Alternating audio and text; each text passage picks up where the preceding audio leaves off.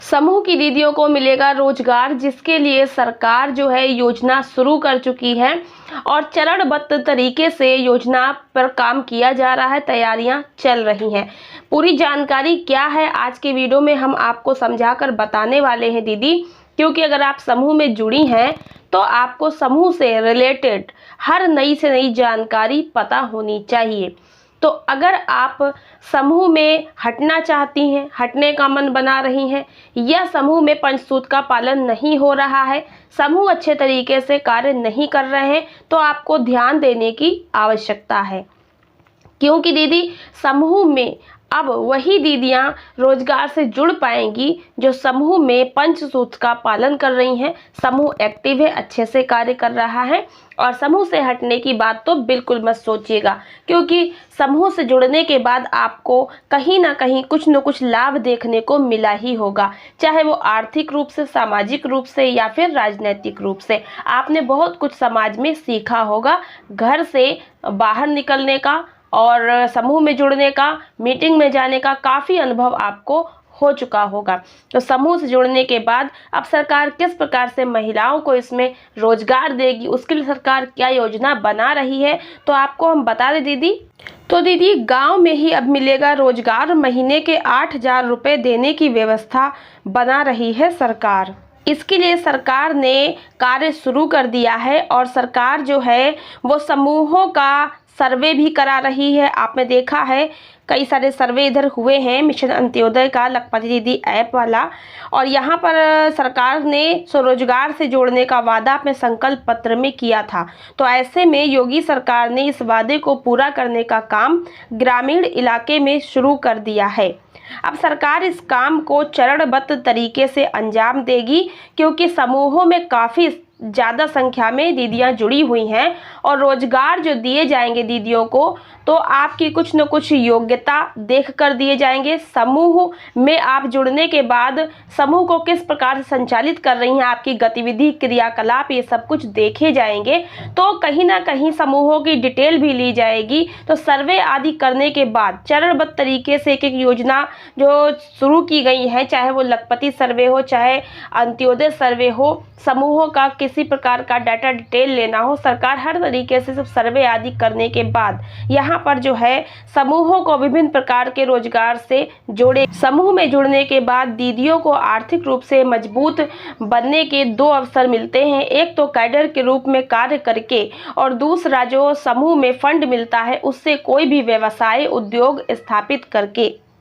UP के ग्राम्य विकास विभाग की ओर से दी गई जानकारी के मुताबिक राष्ट्रीय ग्रामीण आजीविका मिशन के तहत गांवों में महिलाओं को स्वयं सहायता समूह गठित कर निर्धन परिवारों की महिलाओं को इनसे जोड़ा जाएगा। यह काम आगामी वित्त वर्ष 2023 और 24 में पूरा करने का लक्ष्य तय किया गया है।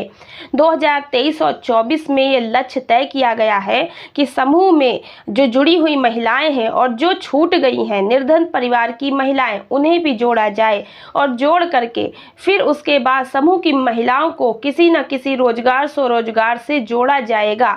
इसके लिए सरकार ने योजना शुरू कर दी है और समूहों का जो भी डिटेल है सरकार तक पहुंचाने के लिए ऐप भी बना दिया गया है।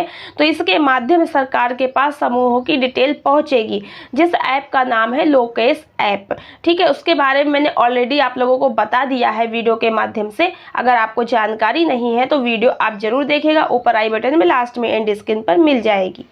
यूपी के उप मुख्यमंत्री और ग्राम्य विकास मंत्री केशव प्रसाद मौर्य ने राष्ट्रीय ग्रामीण आजीविका मिशन के तहत गांवों में निर्धन परिवारों को रोजगार या स्वरोजगार के अवसर मुहैया कराने के लिए चल रहे कामों की प्रगति की समीक्षा की।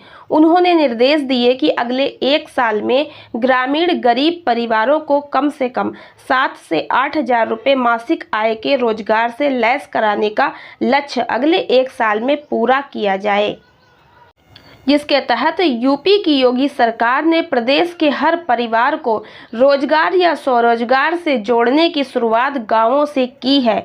इसके पहले चरण में निर्धनता यानी बीपीएल के दायरे में आने वाले ग्रामीण इलाकों के 45 लाख परिवारों की महिलाओं को रोजगार या स्वरोजगार के अवसर उपलब्ध कराए जाएंगे। यूपी के ग्राम विकास विभाग की ओर से दी गई जानकारी के मुताबिक ये बात बताई जा रही है। तो यहाँ पर आपको बता दिया गया है कि निर्धनता यानी बीपीएल के दायरे में जो परिवार आएंगे सबसे पहले उन्हें इस योजना से जोड़ा जाएगा। उसके बाद बाकी और भी परिवारों को जोड़ा जाएगा। तो समूह में जो भी दीदियां जुड़ी हैं उनको रोजगार या स्वरोजगार से जोड़ने का कार्य सरकार के द्वारा कराए जाने के लिए योजना तैयार की जा रही है। तो अगर आप समूह में जुड़ी हैं तो आपको समूह अच्छे से चलाना होगा और समूह का जो भी नियम है उस नियम के अनुसार ही आपको समूह को क्रियाशील एक्टिव रखना होगा। सभी दीदियों की उपस्थिति भी बहुत ही आवश्यक है, क्योंकि जो समूह बने होते हैं उन समूह की दीदियां बैठकों में नहीं जाती हैं, बहुत ज़्यादा अनुपस्थित रहती हैं।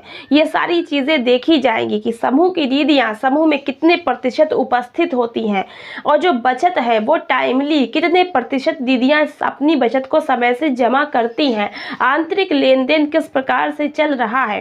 तो अपने समूह को अच्छे से चलाइए और अधिक जानकारी के लगातार वीडियोस हमारे देखते रहिए, समूह से रिलेटेड अपडेट प्राप्त करते रहिए। मिलते हैं नेक्स्ट वीडियो में कुछ नई जानकारी के साथ। आज की वीडियो में इतना ही, धन्यवाद।